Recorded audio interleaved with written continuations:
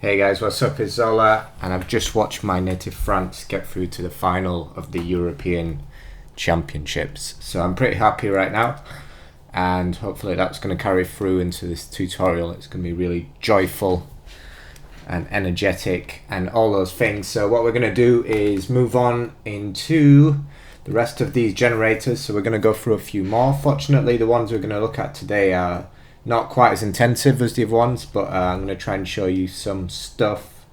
Let's start with glue guns. So this is kind of like an animated stroke. So there's another one further down in the effects called stroke, ironically. But this kind of adds, so what you want to do is it records your stroke over time. So if you keyframe, put a keyframe on for position, come out like 5 frames forward. I'm just jumping 5 frames forward using a shortcut on the keyboard here. If you look down on the timeline, you can see my cursor moving. And let's make an M, and might even get the M to come back in, so it looks like some mountains or something like that. I don't know. Okay, so now if we zoom in and have a look, you'll see it's made a keyframe for each position. Now if I press, if I just loop this area, you'll see what it does is it just basically draws the stroke, which is kind of cool. But another thing that is maybe hard to see initially is if you come down to the style, you've got the light and you can affect the height, and again that's not really going to be visible until you increase the intensity. And then you can see we've got this kind of pretty cool highlight, which is actually pretty damn cool. You can change the height of the light here, and what that will do is if you look at the highlight on the M there, you'll see it move around, and you can even change the direction of the light, so wherever the light comes, to get these reflections to move along, which is kind of neat. The other thing is there's like a wiggly paint. Here it is. So you can almost make it look like I don't know, some kind of oil maybe, or goo. And obviously here you got the wobble height, so you can even make these particles, make it look like little balls. You got the speed. If you bring that down, they'll stay static. You can have them just moving a tiny bit. If you make the wobble width come out, like, you probably won't even recognize the pattern you made. But and then if you come down to the shading, you have the ambient, which is like the just the overall darkness and color, so you can bring it right down. You got the diffuse. If you remember when I went through the 3D options, these are all options you got in 3D, so you can like change the look of the effect as well. It's actually a pretty cool effect as it happens. One to definitely keep in mind. There's a couple here that are better with a picture, so I'm going to drop a picture in here. Just a render I did the other day, which for no reason didn't get up used for anything. It was just for fun, basically, just trying out some stuff in cinema. So here we have the intensity, and again this is kind of like the speed blur effect. You can really crank it up, get some intense lighting effects, but it does pretty much all the same thing as like the fading blur. You can go from the center, you can the ray length here if you want it to be like super intense. As you can see, it takes a while to load, but if we put that down to 10, you get this kind of really subtle kind of blur. But as you can see, not a particularly quick effect, but you can get some kind of neat effects by like moving this around, getting some kind of trippy camera kind of fake focusing effects, and with the intensity you can move that around. Light rays is kind of similar, but you get them off the screen. So if we come up, as you can see, as we move it along the top, it's reacting to the colors, which is kind of cool. And you've got the shape of it, you've got the radius, so how far it goes. As you can see, the only thing it's doing really is taking the picture and then kind of warping it out until the point where it's just light rays. So really simple effects, but kind of useful sometimes for just adding like a bit of interest from the top of the screen. That being said, I rarely use it.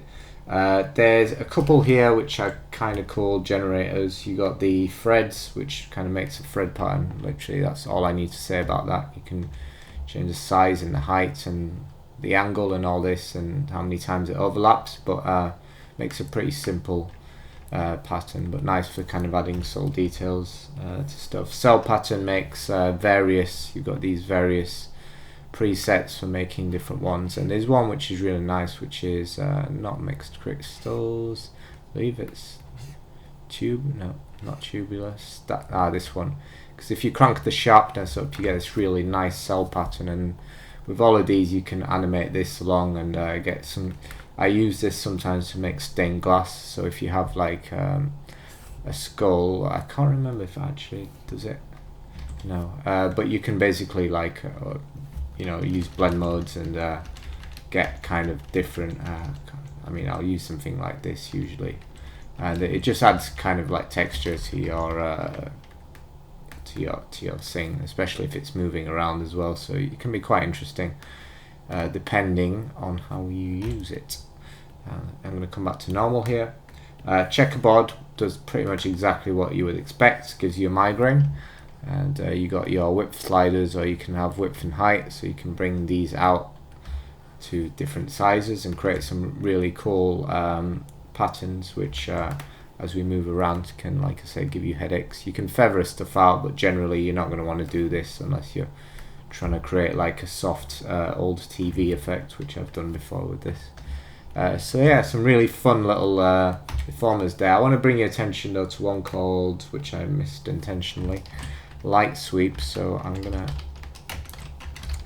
make some text here, and that's the name of the effect. I'm gonna get rid of stroke. I'm gonna make the text maybe orange, and then just get rid of this. Let's make it a little less orange, a bit more.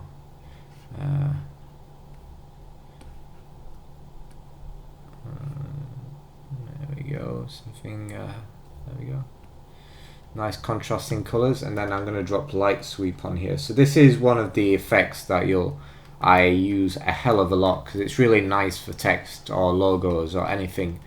In its default state, it's not too dramatic, it's not too great, but as you can see, what it does is it kind of simulates a light sheen going across something. Now if I zoom in here, you'll see what's going on is it's kind of doing like a bevel and emboss, but just within this area of wherever the this invisible rays happening. If you change this to smooth, you get a nicer fall off, which is always nice. I usually decrease like the width to something pretty thin, and then definitely the edge thickness is what makes it look crappy. If you bring this edge thickness like really low, you get really nice subtle. You can even change the color, so we can make this more of a purple than a white, just that it looks like it's interacting more. And the best thing about this is you can also stack them, as I've been showing you guys. Stacking effects is really powerful. Maybe make the top one a bit wider, and then if we alt click on the center of this first one and drag it to the center of that one, we can basically get them to move around at the same time. So basically as this top one moves, you can see the bottom one moves. So just using a quick pick whip, and I've been up through all that in the expressions tutorial, so none of that should be. But then this way you can like play with the second one, and you know, when you move this top one, it's going to move with it. But yeah, really powerful effect. Obviously, like I said, I don't recommend going that thick, but you can basically tailor this effect by having two contrasting. So you might have one which is like really kind of purple almost, and then this one which might be more towards blue for the highlights or whatever. Up to you, but just by again stacking these two, you get some really interesting results. So that's gonna do it for today's tutorial. Some quick ones and a little more in depth with this light sweep one, but definitely look at light sweep for adding some interest to your text and logos. And I will see you another day for another tutorial. Thanks for watching, guys. See you soon.